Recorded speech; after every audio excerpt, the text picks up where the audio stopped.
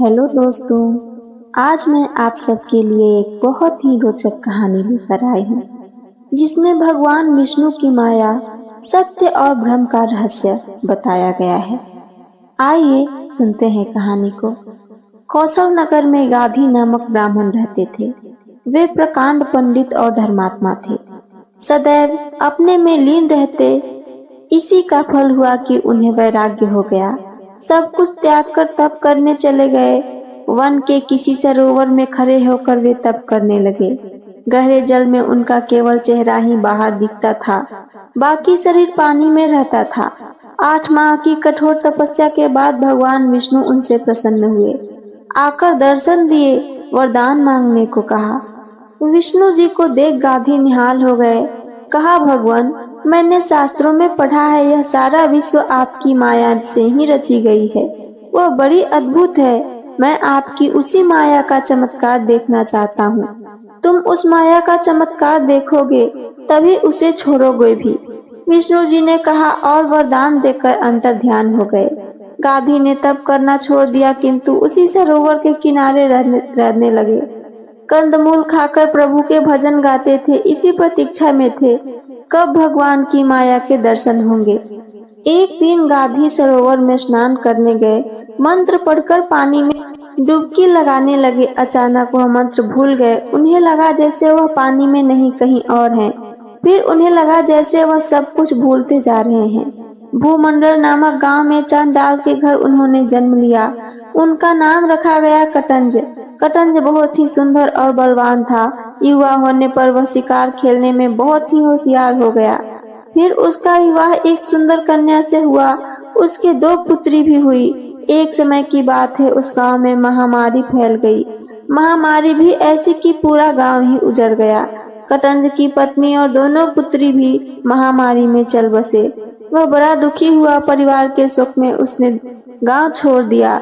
भटकता हुआ कटंज की कीर देश के राजधानी श्रीमतीपुरी में पहुंच गया। उन दिनों वहां कोई राजा नहीं था। किसी युद्ध में राजा मारा गया था। राजा चुनने का भी वहां अनोखा तरीका था। सिखाए हुए हाथी पर सोने की अंबारी रखकर हाथी छोड़ दिया जाता था। हाथी मार्ग में चलते चलते जिस आदमी को सूंड से उठाता, अंबारी पर बैठा लेता, वही वहां का राजा बना दिया जाता था। श्रीमतीपुरी में घूमता हुआ कटंज एक बाजार में पहुंचा। उसी समय हाथी भी सामने आ रहा था। कटंज को देखा। हाथी उसके पास आकर रुका, फिर सूंड से उठाकर उसे अंबारी पर बैठा लिया। नए राजा को पाकर दरबारी जय जयकार करने लगे। मंगल गीत गाए जाने लगे, बाजे बजने लगे। कटंज ने अपना असली नाम छिपा अपना नाम गलत बता दिया। शुभ मुहूर्त में कटंज का राज तिलक कर दिया गया। वह राजमहल में आनंद से रहने लगा। एक दिन गवन अपने राजमहल की अटारी पर खड़ा था। तभी उसी के गांव का कोई चांडाल वहां से गुजरा। उसने उत्सुकता से राजा को देखा तो उसे पहचान गया। वहीं से चिल्लाकर कहा, अरे कटंज, तुम यहाँ आकर राजा बन बैठे। चलो, बहुत अच्छा हुआ। चांडालों में अब तक कोई राजा नहीं बन पाया था। मंत्री और सेनापति भी राजा के पास खड़े थे। उन्होंने यह सुना तो चौंके। आपस में कहने लगे, क्या हमारा राजा चांडाल है? धीरे धीरे कटंज के चांडाल होने का बात चारों तरफ फैल गई। मंत्री और दरबारी राजा से दूर भागने लगे। कुछ दिन तक तो वह अकेला रहा। फिर सोचने लगा, जब मुझे कोई नहीं चाहता तो यहाँ रहना व्यर्थ है। ऐसा सोचकर वह भी राजपाट त्याग कर चलता बना। चलते चलते दिन छिप गया। अंधेरी रात के कारण कुछ भी दिखाई नहीं पड़ रहा था। वह नदी के तट पर गया। नदी अंधेरे में दिखी नहीं। कटंज आगे बढ़ा तो छपाक से जल में जा पड़ा। अपने को बचाने के लिए हाथ पैर मारते ही थे कि सरोवर के पानी में बेसुध पड़े गाधी को होश आ गया। अभी घड़ी भर में उन्होंने जो लीला देखी भोगी थी, उसे याद कर उन्हें अति आश्चर्य हुआ।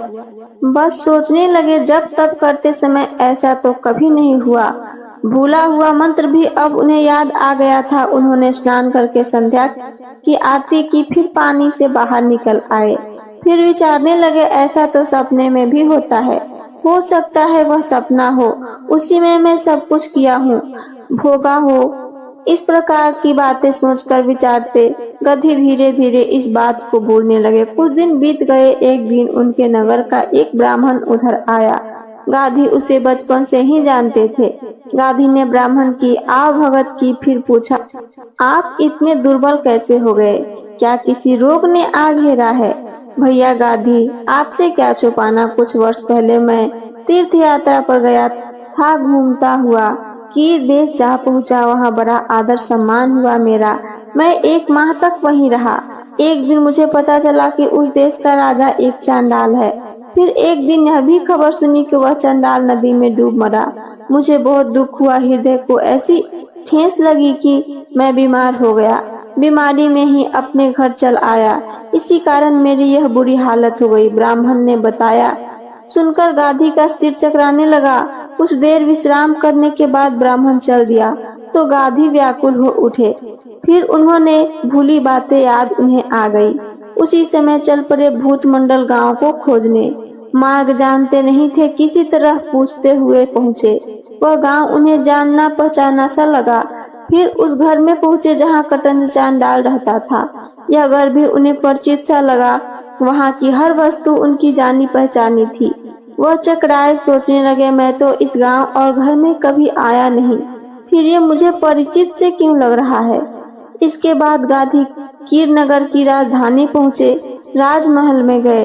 राजमहल के दरवाजे, शयन कक्ष, राज दरबार सभी कुछ उन्हें जाने पहचाने से लगे। यह सब क्या है? मैं पानी में केवल 2 क्षण डुबकी लगाया रहा था, उसी में मैंने इतना बड़ा दूसरा जीवन भी जी लिया, फिर भी पानी में ही रहा। इसमें सत्य क्या है? इसी उधेड़ बूंद में डूबे वह सरोवर तट पर पहुँचे। फिर तप करने लगे, अन्न जल त्याग भी दिया। भगवान विष्णु जी ने उन्हें फिर से दर्शन दिए। बोले, ब्राह्मण, तुमने मेरी माया का चमत्कार देख लिया।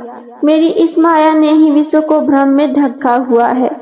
सभी विश्व को सत्य मानते हैं, जबकि वह उसी प्रकार का है जैसे तुमने चांडाल और राजा के अपने जीवन को देखा।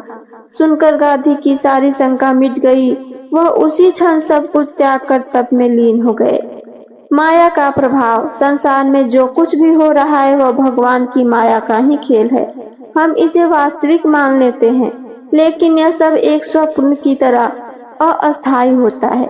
सत्य और भ्रम का भेद जो हमें प्रत्यक्ष दिखाई देता है वह हमेशा सत्य नहीं होता। गांधी ने अनुभव किया कि वे पानी में केवल कुछ क्षण रहे, लेकिन उन्होंने एक पूरा जीवन जी लिया। अहंकार और पहचान का भ्रम। हम अपने नाम, जाति, पद, धन, प्रतिष्ठा से अपनी पहचान जोड़ लेते हैं, लेकिन यह सब क्षणिक होता है। कटंज चांडाल के राजा बना और फिर सब कुछ खोकर पुनः भटकने लगा। वैराग्य और आत्मज्ञान। जब गांधी को इस सत्य का बोध हुआ कि संसार एक भ्रम है, तो उन्होंने तपस्या और आध्यात्मिक साधना का मार्ग चुना। भगवान का अनुग्रह। यदि व्यक्ति सच्चे मन से भगवान की कृपा चाहता है तो ईश्वर उसे सत्य का अनुभव कराते हैं और आत्मबोध की ओर ले जाते हैं। सपना और वास्तविकता में समानता। जिस तरह सपना देखते समय हमें वास्तविक लगता है, वैसे ही जीवन भी भगवान की माया से निर्मित एक बड़ा सपना है। जागने के बाद ही हमें इसका बोध होता है। इन सब का निष्कर्ष क्या है? यह संसार नश्वर है। हमें इसे ही सब कुछ मानकर अहंकार नहीं करना चाहिए। सच्चा सुख और शाश्वत सत्य केवल भगवान की शरण में जाने से ही प्राप्त हो सकता है। तो ये थी मेरी आज की कथा। मेरी कथा आप सबको पसंद आई हो तो चैनल को सब्सक्राइब करके वीडियो को लाइक करना ना भूलें। साथ साथ अपना एक प्यारा सा कमेंट करके हमें जरूर बताइए। सुनने के लिए धन्यवाद। जय श्री हरि।